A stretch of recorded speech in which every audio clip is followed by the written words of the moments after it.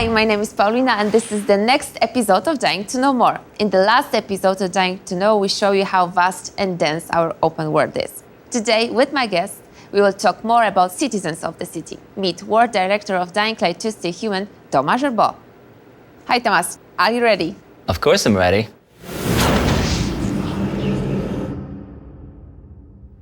Okay, so let's talk about the city and its inhabitants. And first of all, I'm really curious, what changes did Aiden bring to the city? Well, you see, Aiden is an outsider. He's a pilgrim, and he basically spends his life on the roads trying to evade the infected. There is nothing normal about what he does. But somehow, the circumstances bring him to here, the city, where people have started to build some kind of new normality, which is constrained by our world, of course, fighting infected, the renegades, stalemate.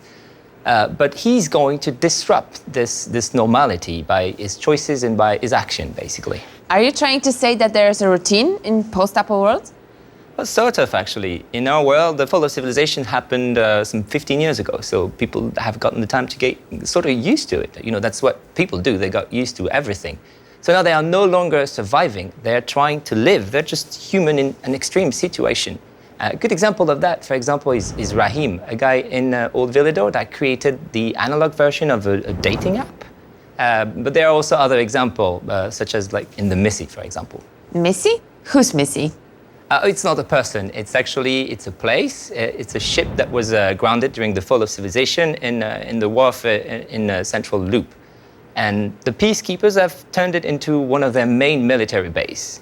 So if you look at it from outside, it really looks a lot like a military base. But inside, it's actually teeming with life. So what you will see is you will, of course, see soldiers training, changing their clothes, cleaning their weapons, getting their orders at dispatch. So what kind of future do they believe in? A safe one, I guess. Maybe a bit too safe, actually. You see, peacekeepers believe in law and order as, the founding of civilization. Yeah, but these rules seem to be very strict.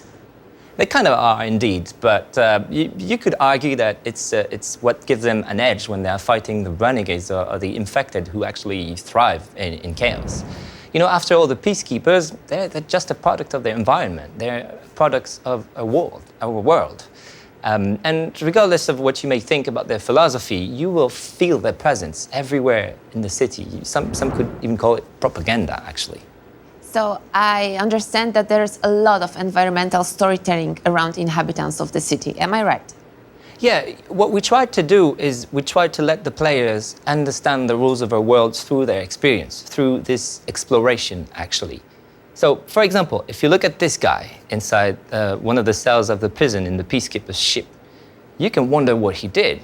You know that he didn't steal because otherwise his hand would be chopped off, as you can see, because it's part of the rules.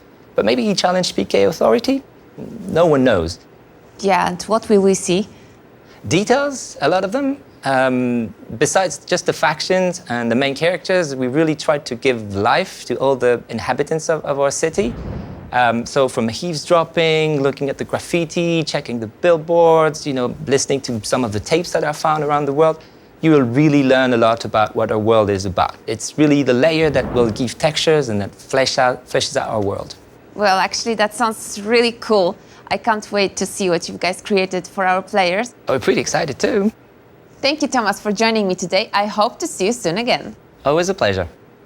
And that's it for today. Thank you all for staying with us. Stay tuned for more, and remember, stay human.